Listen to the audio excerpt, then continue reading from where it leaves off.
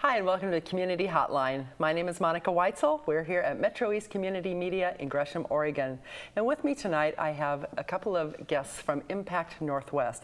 I have Susan Stolzenberg, who is the Executive Director. Nice to have you here. Thank you. And Renata Wilson, the Director of Housing and Safety Net at Impact Northwest. Hi. Thanks for being here, Renata.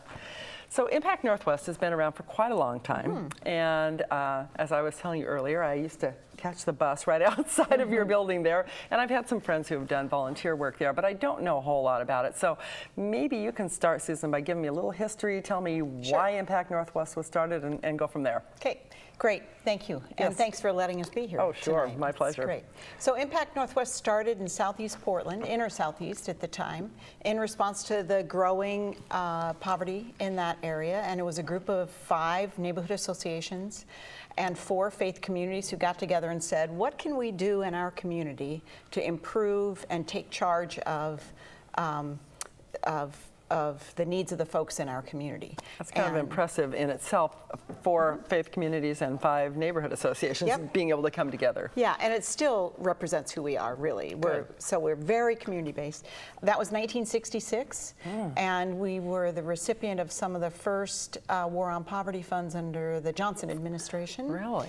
And organized one of the first tool exchanges. Everyone always says, oh, you know, they were the, you know, now we're seeing them come up again. Right, we have the library, the tool libraries. Library, yes. But we had one in 1968. Wow. And we had the first youth center in 1974. And so, again, you were quite pioneers in your field. Yeah, and I think we still are. Yeah. So Slavic Services is a good example, and Renata will be talking about that. But today we serve 60,000 people, and mostly in Multnomah County, but some in Washington County. And from early childhood until very end of life. Our mission remains to support people in achieving and maintaining self-sufficiency and to reduce poverty. So when it's, we think that the best tool for future prosperity in a child's life is academic success. So that starts really before the baby's born. So we want to make sure those families are stably housed, have employment, and that that child is ready for school, so has all that great, rich early childhood experience. It's a very holistic approach to Absolutely. Yeah, and I like that. I like that. I think sometimes people forget that, you know, a kid cannot do well in school if they don't have all that support behind them, like the good nutrition and a stable home life. Right. Sure. So now you've been there, what you said about almost 50 years, and today we serve. You haven't been there 50 years. No, yeah, I was started very young. Yeah, I was going to say, wow. Yeah. She looks good. So, okay, so it's been around for almost 50 years. Right. And how has it changed? You said the mission is pretty much the same. The mission changed a little bit. We took geography out of it. We decided that what we are really good at continues to be community-based organizing around communities' responses to the needs as they see them. Okay. And then folks coming in with the assets they have, with the strengths they have, the abilities, the capacity, and to meet the needs of others. And in the process, by the way, I happen to believe that we have over 2,000 volunteers, and I think 201, they would say they receive at least as much enrichment in their own life through the volunteer experience as that they give to the children and families they're serving. I think that's one of the best things about volunteering is that, and I think in any volunteer experience, you usually get as much as you put into it, and often more. And I'm a big believer in getting the kids to start real early too. Me too. So do you have any young ones? I mean, like teenagers volunteering for you? Yeah. In fact, we are also in the schools, and so a lot of our little guys. For example, we have food pantries in a lot of our Sun schools that we manage in Multnomah County, and Sun schools are programs that integrate into the after-school hours. Right, and I've had some people from Sun Schools here before. Oh, it's a great program. Yeah, great program. So you do housing, you do you're supporting kids academically to help, and the early food childhood. pantry, I mean, you do a whole lot of stuff. Yeah, we do. You do. Now, Renata, you are in charge of the housing and safety net. Housing is sort of self-explanatory, but I want you to talk a little bit more about that. But what is safety net? What does that refer to? Well, safety net refers to pretty much anything that you need and includes basic needs and beyond. Okay. So it could be if you need a box of food to kind of get you through a day till you can go next day maybe to the food bank. If you need energy assistance, helping pay with your electric or gas bill, water bill. If you need any clothes or any hygiene items. So it's kind of things, Band-Aids sort of. Yeah. Yes. To kind of get you through from the situation you're in till you get to a more permanent solution. Because big part of our housing program is also employment and training assistance. So lots of our housing clients are also enrolled in services that help them get some training so they can have livable wage employment. How do the people come to you? How do they find out about you? Are they referred from other places, or they just? Depends on the service. Okay. We have several gateways, is what we call them. Renata talked about our housing program, which is folks can come in off the street, literally, right there on Burnside and 101st. They just walk in, and they can use our computers there to look for housing or jobs or food banks or shelters or whatever they need. And in the process, one of our staff or volunteers is going to sit with them and learn more about them. They can also call in, although I don't recommend that particular approach because on the first of the month, for example, we can have 4,000 or 5,000 calls in a few days. So, yeah. Wow. Yeah. So 211 Info sends us a lot of folks, and we really recommend 211 Info that's just 211 in Multnomah County, and you just call 211. And they'll help you sort out what you need, and they'll tell you whether Impact has what you need or maybe somebody closer to you has it. That's great. That's a good service. And then we're networked with, like we talked about before, the faith communities and the neighborhood associations know who we are. So you probably get a lot of referrals from those too. The schools, the hospitals, lots of different sources. Well, talking about, say you were talking about the housing, that you're kind of in charge of that. So if somebody is homeless or they're perhaps going to be evicted because they can't afford to stay where they are, or whatever the situation may be, or maybe they had a fire and they don't have a home, or what, all those kind of situations that you would handle. And so they would come to you, and what would you do? Give me an example of how you might. Say somebody was being evicted because they could not afford to pay their rent any longer. Maybe. And it's probably going to be Friday night at 5 o'clock that happens, by the way. So just kind of give me an example of what you would do. Well, first they would talk to one of our intake workers. They would screen them. They would find out more of the situation, because lots of our programs that we receive an array of programs for our housing services, and they vary by the funding sources, so you have to qualify, and some of the qualification may be your income. So what the intake worker does, they screen the potential client for what program would they fit in, if we have something available, and then we sit down with them, do some assessment what their situation is. Usually what we find out is the eviction is not the only problem. There's multiple other things problems that led up to that, probably. Exactly. That's usually the end result of multiple barriers or problems that are happening. So we try to do the overall assessment to find out where the kids are, if they need any assistance in the school, if we should refer them to our other programs.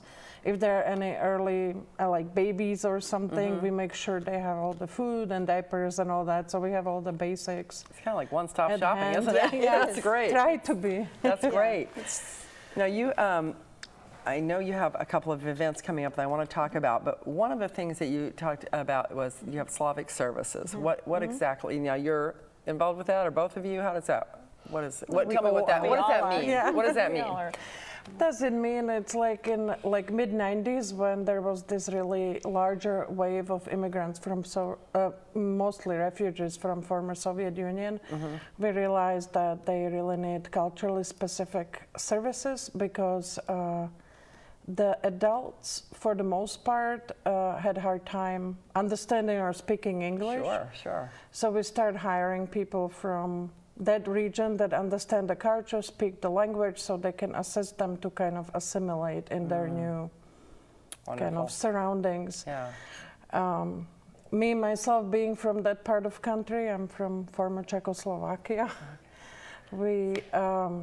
I could kind of understand, because I was in their boat, same boat about 20 years ago, so I had a great kind of some passion for that. Yeah, some empathy there. So, sure. And then in early 2000s, Multnomah County realized that they need what they call target outreach population, and Slavic is one of them. Okay.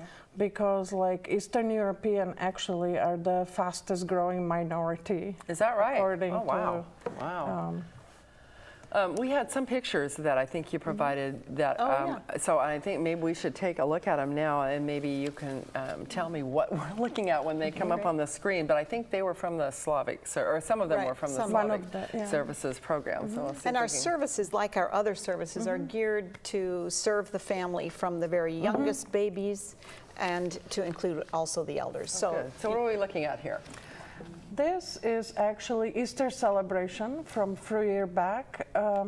We have kind of two tracks of Slavic services. One is for more like because Slavic people speak so many different languages and are from so many different cultures, we kind of work with, we have one track that is from the former Soviet Union and mostly speak Russian.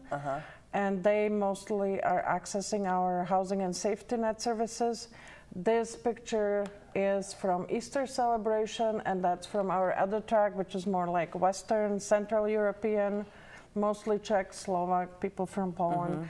And this is basically help them maintain and teach the kids their customs, where they came from.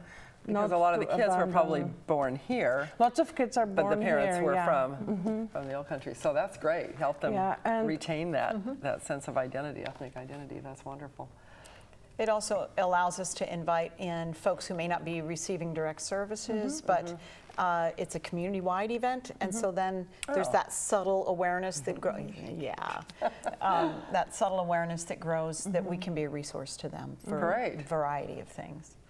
And we also try to provide some education at these events, like information about child abuse, domestic violence. Use that opportunity to educate, sure. And this is one of our early childhood educators. And early childhood is a part of what we do with the Slavic families, and we do a combination of in-home visits and cooperative preschool and often family events. And we're doing developmental screenings, we're trying to make sure, and also informing families, typically in their language, of what the expectations are with regard to everything from vaccinations to language development and pre-literacy training, how what we in the United States believe about brain growth, what it takes to be ready for kindergarten with skills. It would be overwhelming, I think. Oh, yeah. Yeah, it would be overwhelming to be from another country coming over here and trying to understand all that. I think one of the strengths in the Slavic community is they embrace intergenerational family formation. So again, you'll see in those photos that there are folks from all generations. That's right. And that's also a characteristic of our Slavic services. That's something to definitely cherish and keep going. Yeah. Now these are pictures of our after-school programming through our Sun Schools. Okay. And we also do summer programming. It looks to me like they're doing some kind of science project, but maybe they just dropped something. I'm not sure. It's one or the other. And this is our backpack program. Most of our Sun Schools have food pantries, and on Fridays, anywhere at each school between 60 and 80 families the kids take home backpacks full of enough food to feed them for the weekend. That's great. I Most love of our that. schools are feeding 3 meals a day. Wow. And because we work in the highest poverty neighborhoods, and many of those children, if we didn't provide that service, they tell us they would not be eating again until Monday morning breakfast. Oh, that's sad. That's sad. Okay, I hate to say this, we're almost out of time. So let's cover a couple things real quick, and then you're going to have to come on again because I have a whole bunch more questions. Power of One Luncheon coming up May 5th. 2012 at the Marriott Portland Waterfront. Yes. And what's that about? That is just a great place to learn more about Impact Northwest. Okay. We give a couple of inspiring awards, one for the Volunteer of the Year and one for the client who's inspired us most this year. I love that. I love that. Okay, and it's a free It's free. event. Okay. It's May 4th. Oh, May No, 4th? It's Friday, May I have May 5th, but It's go to your Friday. website. Yeah, Go to your go to- website, yeah. right? Yes. Yeah, yeah, Okay. Yoshida's Sand in the City. It is a huge family Yeah, event. I've been there at Pioneer Courthouse Square. Sand It's really sculptures fun. in Pioneer Square, and it's this year's July 20th through the 22nd. And every day there are different activities. There's also a huge luau party on Saturday night. You can form teams. Again, go to our website and look at Yoshida's Sand in the City. Wonderful. Lots of ways to be involved. Good, good. I really would like to have you on again because you do a huge amount of work in the community, and I think you do some tremendous work. So Great. Well, thank you. we'll do it again sometime. Okay. And in the meantime, if people are interested in finding out more, the website is www.impactnw.org. Good. Okay. Thank you, Susan thank and you. Renata, very much for being here. Thank you. Thanks for staying with us for this first episode of Community Hotline. We'll be right back. I hope you enjoyed it and that you learned a lot, but don't go away. We'll be right back.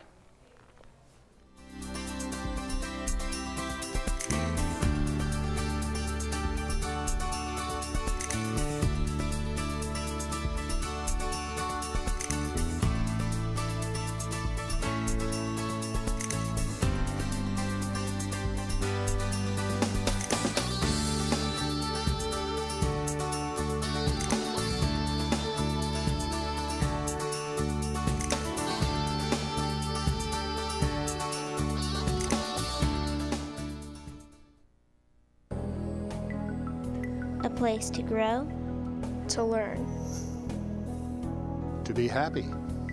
To interact. to play. To observe. To live. Parks enhance the health and quality of life in our communities. Support your local parks. People for Parks, East County. The League of Women Voters makes history. Our country would not be the same without their dedication. Formed by women who organized to win women the right to vote. It is now a co-ed organization. Studying, informing, and acting. Nonpartisan. Grassroots. Influential. Taking political stands on many issues. The League of Women Voters encourages all citizens to be informed and active in government. Join the League of Women Voters of East Multnomah County in making history today. Volunteers are the cornerstone of local communities, and they enjoy the satisfaction that comes from being part of something larger than themselves. Multnomah County invites citizens to participate in projects that benefit the greater good of our residents. No matter where your interests lay, there is a volunteer opportunity for you.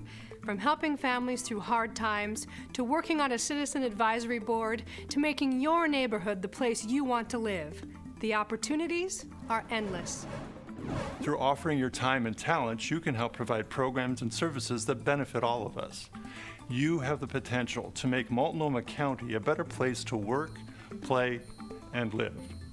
Volunteering builds skills, provides insight into professions, and engages people in important actions. It shapes both you and your community. Plus, volunteering is fun. To get involved, contact the Office of Citizen Involvement. Go to citizenweb.org. Shape your community. Volunteer. Hi, I'm Luke Perry. You're watching MetroEast. Over 25 years of great community media.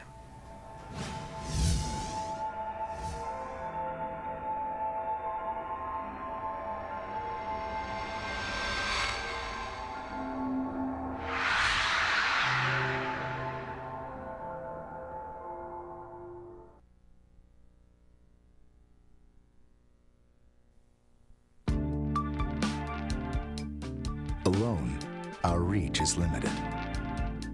No matter how great our intentions, on our own, we can only stretch so far. But at Rotary, we believe the right group of people working together can make our communities, our world, a better place. Rotary, humanity in motion.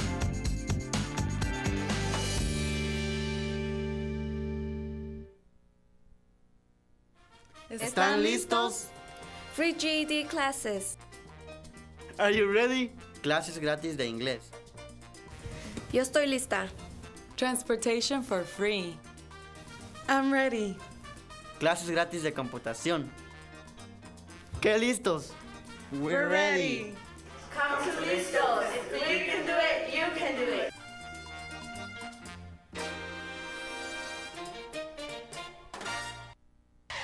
I supposed to do with all these corks? Turn them into a cork board. What about all these floppy disks? How about a fantastic journal?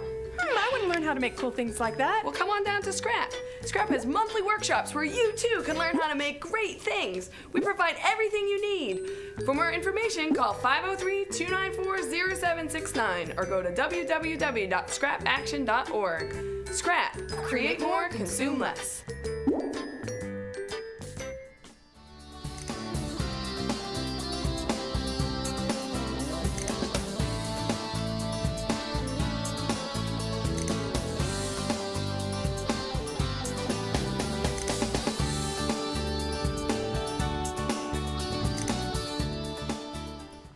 Hi, and welcome back to Community Hotline. Thanks for staying with us. I'm very happy tonight to introduce you to John Lugton, who is not only a producer here at MetroEast, but also my friend.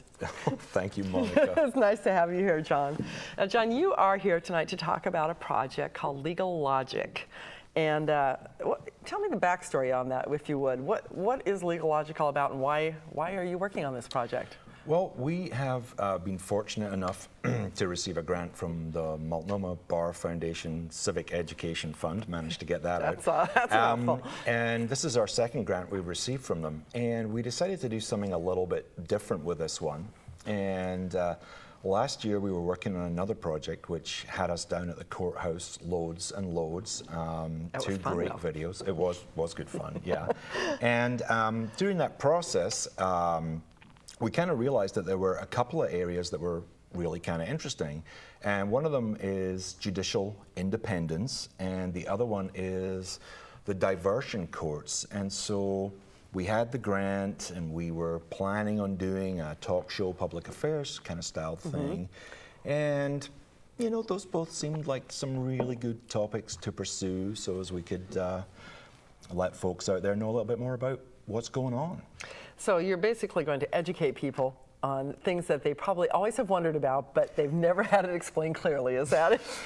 That's a good way of putting it. The two larger videos we made over the summer are really like one of them is about the court system in general, and one of them is about what happens in a courthouse. And these are just two facets of what can happen in a courthouse and concerns about the judicial branch of government.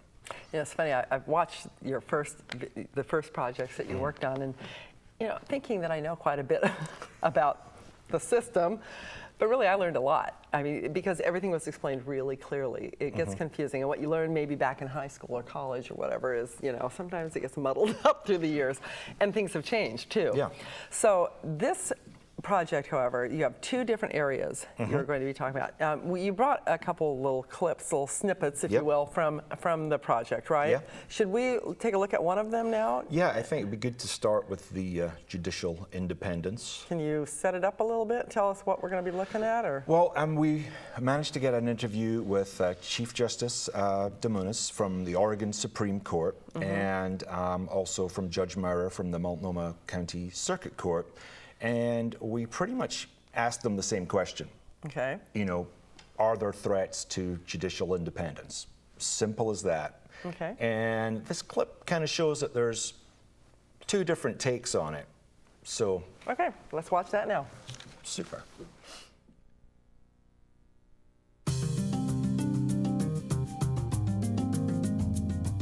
What's important for the public to understand, and what makes our system the greatest system in the world. You may disagree with the decisions that we make, but one thing you can be confident of is that our decision was made impartially, and what I mean by that, it was made without outside influence. No external source, no governor, no legislator, no president of the United States was telling the judicial branch, you must decide the case the way I want it. And that's what makes us different from all kinds of developing countries in the world. It's what makes our system great. Judges cannot be persuaded to a particular ruling by dint of the fact that perhaps there was a contribution to their campaign by a special interest group. And as long as the public perceives that a judge, for example, accepted money and knew about the money, there will be a worry that that judge is in the pocket of that contributor. There's no question about that.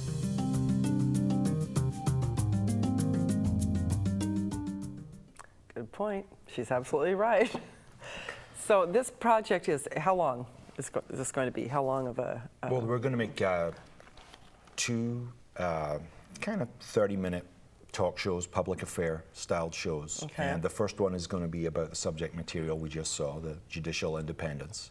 And we'll be looking at how maybe taking the Chief Justice's perspective at the beginning about how there's the three branches of government and how they have to be kept separate to maintain the democracy, and so as the judicial branch can remain independent. And then, you know, we want to look at some of the impacts that perhaps are making people doubt that there is really truly judicial independence. And one of the really big things that is coming up is the fact that I think only like 3% of judges are there for life. The rest of them all have to go through some kind of election at some stage. You know, they have a term of maybe 4 to 15 years, but they do have an election.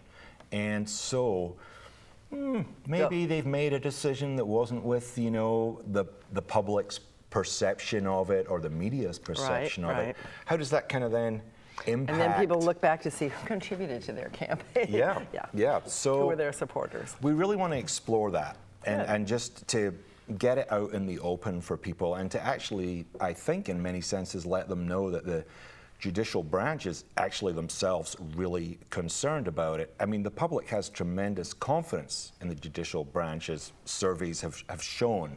But more and more, there's this little inkling as some of these more maybe contentious campaigns may happen, you know, that we're going down that road. So we kind of just want to have a look at that, and we're also going to have we're going to be having a blog, so folks can kind of come on and look at our WordPress blog and kind of look at the clip of what we're doing tonight and see that kind of thing. So people can actually participate and give their input, or maybe can they perhaps pose questions that they have that you might cover in that? Yes, certainly. We would consider like using them as material for the program. Right. So if people are interested in this, which really everybody should be. Yeah, let's hope so. Then this is an opportunity to actually be participating in it. I can see this being used in schools. Can you not? I mean, I can see this as a great vehicle to be shown in maybe a high school and to get conversation going about our judicial system. I think it would be great. Definitely. Now, the other one that you have is on diversion courts, is that right? Diversion courts, probably maybe 20 or so years ago, the first drug court appeared in, I think it was Miami-Dade in Florida. And shortly thereafter, I believe the second one was in Multnomah County. Wow. And drug courts have really been the start of major diversion programs that go in, whereby, you know, if you're up for several felony charges, you know, there's an opportunity presented there. So clean up your act, and maybe you won't have to spend all that time in prison. That's correct. Kind of like what we're saying, if you want to get right down to it. Yeah. So the diversion courts is, you know, get you into rehab or that kind of thing. It kind of, what else plays into that? It kind of changes the perspective of the normal kind of adversarial approach to a courtroom, and where if you're fortunate enough to get on one of these programs, it's a whole team of people who are in there. You're right. It's people it's the judge, people from the DA's office. It's just not you and your lawyer and whoever's against you. Yeah, exactly. And so they're looking, in so many senses, that what they realize is it's to do with the fact that if you're an addict, potentially going to jail or prison is not really going to help you. No. So you have a clip from that. Yes. Let's take a look at that too. Yeah. Okay. Super. I think this would be a good time.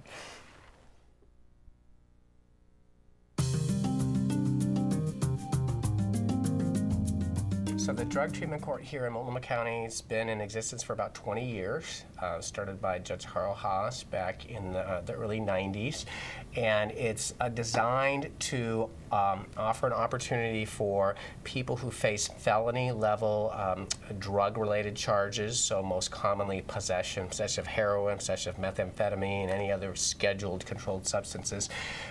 Once they are facing those charges within the court system, to have an opportunity to do a drug and alcohol treatment program, very intense drug and alcohol treatment program, in order to have those charges dismissed if they're able to successfully complete drug and alcohol treatment programs. So it's designed rather than to be a program where someone ends up going through the criminal justice system and ending up with a felony conviction. It's an opportunity for those who have are facing those charges to have an opportunity to get some help and have a very different outcome than the traditional approach to prosecuting those felony level drug charges. So unless you deal with the underlying cause, which in this case is addiction, you haven't solved any problem. So our goal in the treatment court is to deal with that addiction. It's phenomenal that 88% of the people who successfully graduate from the DISC program no longer have any involvement in the criminal justice system during our current tracking period, which is 12 years. So the program works.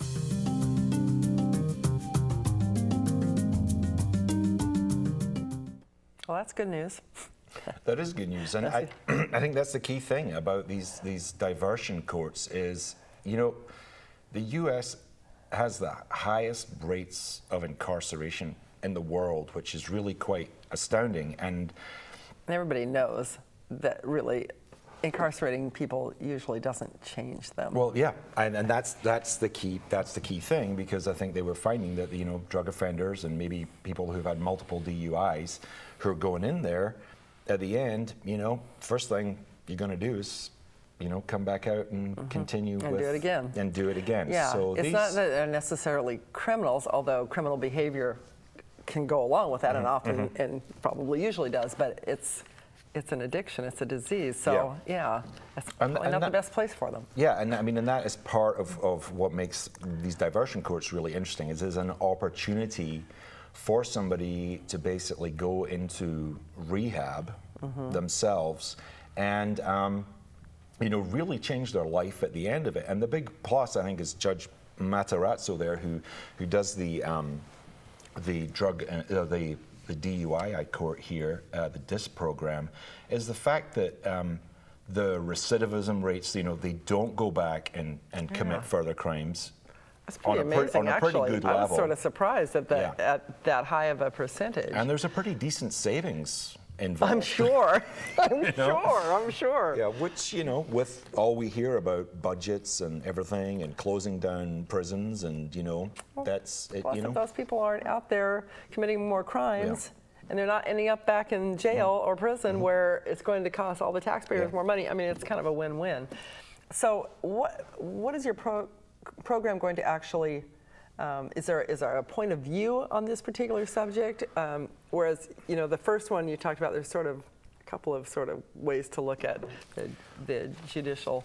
Well, I think with this one, I think the drug courts really set up a model that was then became the alcohol courts, for want of a better word, and they've funneled down, and the model has become more where there's now there's mental health court, there's community court, and because it's such a different model than the usual system, we're going to have people from the county who are dealing specifically with the mental health aspects of it. So many people who are trying to get clean, then suddenly the mental health issues come to the fore. Right. So we're going to try and show. That's the underlying thing in the beginning. And sometimes, you know, there's been media campaigns to stop, you know, drunk driving, and you know, how successful have they been? The hardened alcoholic is still going to get out and drive, and probably is pretty functional. So there's some debate in there for some people that say, hey, why are we really offering them a second chance. So we'll be exploring it probably from the drug to the alcohol, and then looking at some of these other services that are coming there. And again, of course, we'd love for people to go to the WordPress blog and basically contribute to it and participate. Be a part of the conversation. Exactly, and hopefully help us have a great conversation when everybody comes in the studio. Good. I think that sounds great. Well, we're out of time, John, but thank you very much for being on. And I think the blog address will be on our screen so people can write that down and be sure to participate. Is that up and running now, or will it be? It will be up and running. Good. Good deal. Thank you very much, You're John. welcome. And please don't go away. We'll be right back with some great stories about a project going on right here in Gresham. I'm Monica Weitzel. This is Community Hotline. We'll be right back.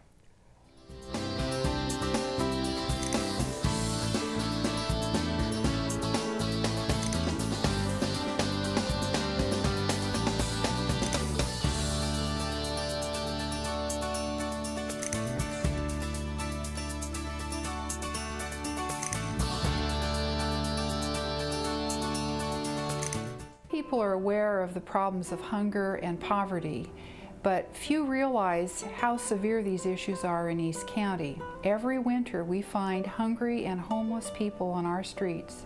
Here at SNOCAP, we combat these problems by bringing together the people who have with those who have not. SNOCAP is a nonprofit organization dedicated to serving the needs of low-income persons living in the East Metro area. With the help of community members and the support of local businesses, SNOCAP feeds over 4,000 people per month and distributes clothing to more than 1,000 people per month. You can help SNOCAP by donating your time, donating food or clothing, or making a financial contribution. To find out more, contact SNOCAP at 503-674-8785 or on the web at www.snowcap.org. Volunteers are the cornerstone of local communities, and they enjoy the satisfaction that comes from being part of something larger than themselves. Multnomah County invites citizens to participate in projects that benefit the greater good of our residents. Help provide services to thousands of your neighbors.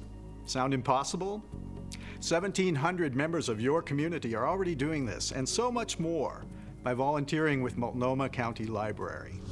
Library volunteers help their neighbors by teaching computer skills, shelving materials, and promoting literacy in the community. The library provides a wide array of services, including lending popular books and DVDs, computer access, and life-enriching activities. Give a neighbor a helping hand and spend a couple hours a week at the library, making your community a better place. To find out more about this volunteer opportunity, visit their website.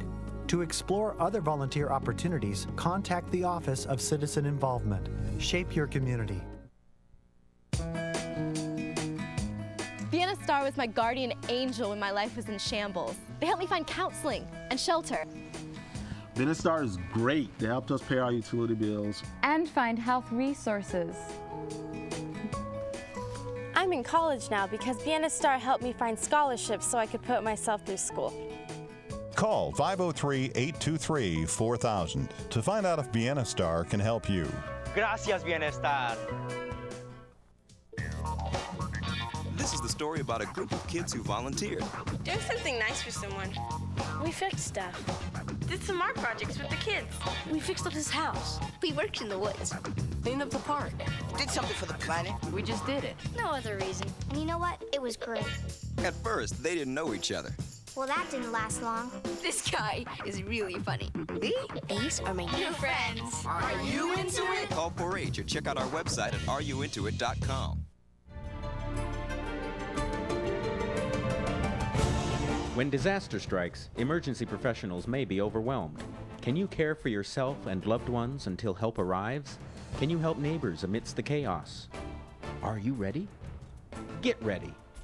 Join a community emergency response team and learn skills that will save lives. The City of Gresham offers free CERT training. Sign up for the next class and get ready. What is it like to have a loved one die? Each month, over 300 children and teens who have experienced a death turn to the Dougie Center for Grieving Children. Inside, they find a safe place where they can share their experiences and move through the grieving process. The programs at the Dougie Center are funded by private donations. Thank you for making it possible for kids like me to attend groups free of charge. The Dougie Center, because grief comes in all sizes.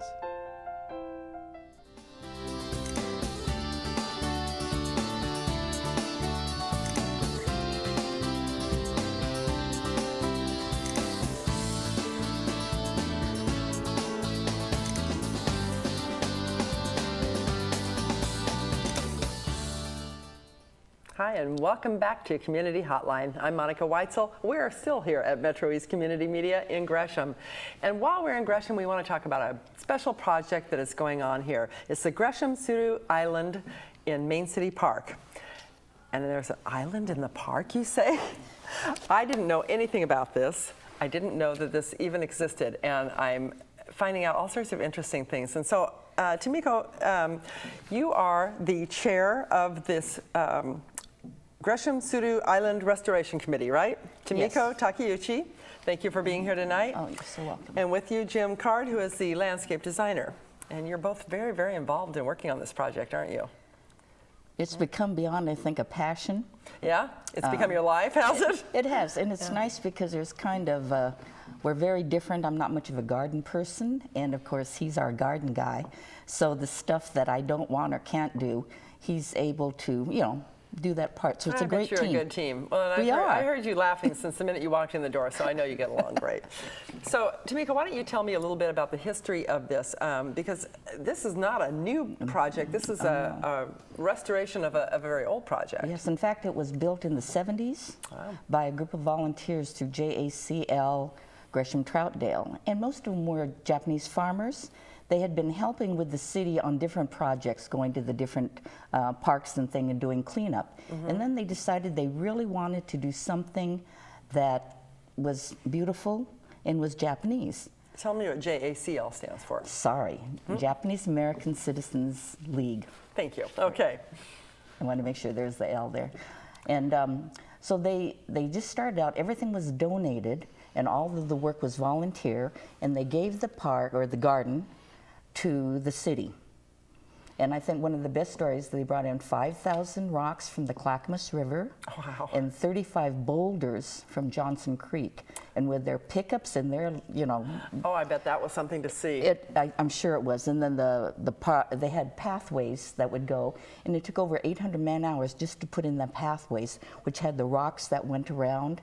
So it was a fabulous project that they did. Wow. Then as the years went on, they aged, and there was very little maintenance and upkeep. And Gresham City, of course, had budget cuts. And so then when Jim and I went over June of this year, of 2011, he took one look and he did say, you know, this is very sad that this has gone basically to rack and ruin. So let me back up a little bit. What was the arrangement after this was built? What was the arrangement to maintain it? Was it supposed to be with the city of Gresham and the group that put it in? I don't know if it was by choice or plan. We Or don't have just any records. default? We Or don't just have any default. records. Oh, okay. And I've done a lot of research because I was curious about the history. I've asked a lot of the people who have been left, and I've gone to the city and to Gresham Historic Society, and we're linked with Gresham Sister City Association. I wondered about that. Yes. Yeah. What is the sister city in Japan? Ebutsu, and it's up by Sapporo. Okay. And so through them, we've tried to track the history, and there's been very little of it. Luckily, we do have Kaz Tamura's scrapbook, and he had an original scrapbook, and he worked with Yoshimishima, and he also has some pictures. So we do have pictures from that time. Oh, good. And it showed what was, you know, what their plan was. So are you going to try to restore it as it was, or do something different? Jim, why don't you answer that one? We are going to do something different, and what that really entails is the removal of a lot of overgrowth and not natural to the area material that has grown up over the 3 decades. And once we've then got that cleared, we would be able to start the new construction of how we would like it to look, which is more of a healing garden with a touch of Japan. And we have been in the process of the planning, getting things in order so then we can work with others that will assist us in help you achieve that goal. Mhm. We have some pictures. I think we should probably show them as we're talking about it of some of, I think some of the cleanup maybe and some of the work that you've been doing. So when those come up, maybe you can tell me what it is I'm looking Certainly. at here. So how long ago did you start this? Just a year ago? We actually started the first part of July 2011. Okay. Now what are we looking at here? We're looking at a crane truck from Campbell Crane, who gave us the opportunity to move about 30 very large boulders, some up to 2,000 pounds, over from the main parking lot in the garden, in the park, over into the island. And they did this in about a 2-hour period. We had all the boulders staged. We had actually found the boulders in and around other city properties, including the park, and was able to have them given to us for use there on the island by the city staff. And in being able to do that, then our big problem was, how do we get them over there? Yeah. The bridge wasn't capable of handling the load of the boulder and the equipment that would needed to take them over. And so what we're seeing there is one of the boulders being carried over by the crane. And we had one piece of plant material that was also taken over. This particular day, it was snowing that day. We had some reporter staff on site that were taking some pictures. These were taken by one of our volunteers. And you can see the bridge behind there, and it has an 8-foot wide span, is 50 feet long, but again, it just was not able to handle the weight of things getting over there. Did Campbell Crane give you a good deal on their services there? Pretty much pro bono. Well, that's about as good a deal as you can get. That was a isn't it? blessing, to say the wonderful. least. Wonderful company to work Good. with, and they are certainly giving back to the community. That's lovely. This is a nice bridge. The bridge I know, but I didn't know there was anything else around it, that was planned. I think it's probably the best kept secret. And as we've gone around talking to people and looking for help, mostly volunteers, there are a lot of people who come out there and they tell us their stories of they came out and had their high school pictures taken by the bridge. But yeah, a lot didn't. No one realized what we had there, and it is, I mean, it's lovely. So what do you need to keep this project going? I mean, I know the two of you can't do it alone. And obviously Campbell Crane has helped, but what do you need to get this going? Do you need financial donations, in-kind donations, volunteers, what? We'll take anything that anyone would like to give us, of course, but volunteers is a huge issue. And eventually we're going to need to figure out funding because we need to be able to make sure it's sustainable. Maintain it afterwards. And so right now we're doing really well. That's so pretty. It is. It's absolutely. It's enchanting. And you get out there and I saw the potential after I went with Jim. Before I hadn't seen much out there and had visited. But yeah, so we need volunteers. We need financial support and a lot of support of people. Whether it be money is always nice, of course. Of course it is, yes. But just the support of people coming out and making sure that people aren't in the garden doing mischief. Now, I imagine it was very overgrown before, so it was probably used for all sorts of unsavory things, I imagine. Lots of berry vines, lots of natural growth alder. There were trees that were in the garden that we literally could not see because of the overgrowth. Wow. And we found some wonderful boulders there. We found plant material that was covered up. And by the way, this picture that we're seeing here is in the fall, obviously. Isn't that pretty? And this is at the entrance to the bridge that will take us over to the island. And by the way, the island is created by Johnson Creek. And we have also had the opportunity to work with the wonderful people at the Johnson Creek Watershed Council, and we've had some volunteer projects that included them bringing groups to us. We've had the opportunity to work with several church groups. We have a wonderful core of about 8 to 10 continually showing up volunteers that also are gaining a passion for the projects that they're doing, and they're people that are as young as 5 all the way up to 95, and everybody has a limitation, but there's something for everybody that can participate. And we do have a huge contingent of four-legged helpers too. I bet you do. I bet you do. I bet they love the island there. And I don't think I realized that was an island there, actually. So it's just, is it Johnson Creek all the way around it then? Yes. It's right in the middle of Johnson Creek. It's overflow, so then it's not surrounded all the time. Oh, okay. I'd love to keep it surrounded all the time because it looks terrific when it is. Oh, I bet it's beautiful. Yeah. So as far as maintaining it then, that's something that you'll be figuring out as you go along. Is that right? That is what our plan is to make sure that we have enough funding to be able to provide the maintenance. Since we are a part of the city in Main City Park, and Gresham Sister City being they've adopted us, it gives us 2 tie-ins to hopefully the future. I mean, it's not like either of those organizations will be leaving, especially the city of Gresham. Right. So we've tied ourselves to some pretty stable groups.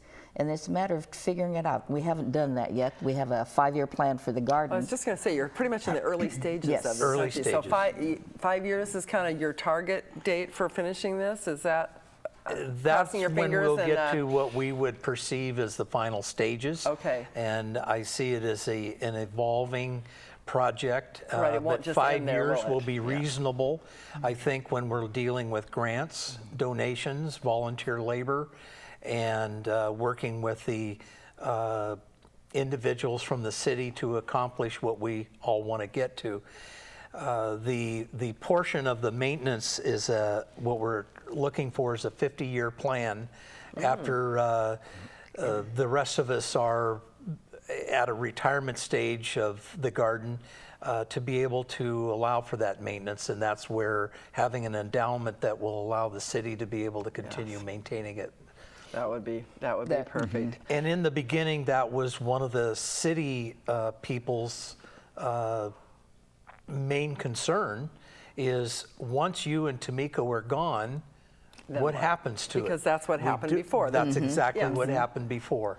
So with the efforts of the volunteers and so on, we realized that that there's being a lot of effort put into it, and we can't let it just sit there and happen again. So that's what our plan is. There's so many great organizations around, in different clubs and organizations. There may be some out there that are watching that might not know about this, that think, maybe we'll adopt that as one of our pet projects and, get volunteers out there to help and maybe, commit to working on that for several years to come. Or maybe some of the high school groups out there, some of the high schools now, they require kids to do volunteer work. We have a number of them that are doing that. Isn't that a great thing? It is I think it's wonderful. I think it's a great thing that high schools do that. See, that's just perfect.